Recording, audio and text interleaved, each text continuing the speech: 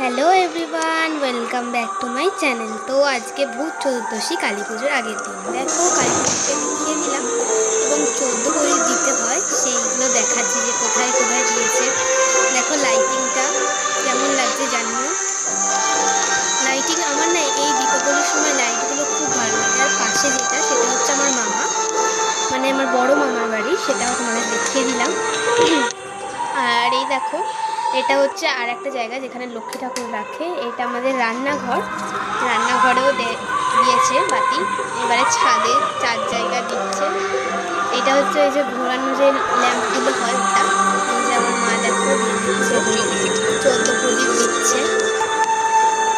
এই যে আমিও দিতাম, বাট তোমাদের এখানে ভিডিওটা করতে গেলাম আর আমার মা বসিয়ে ফেলেছে। যাই হোক, কালকে প্রদীপ দিয়ে দেবো 14টা 4 জায়গায়।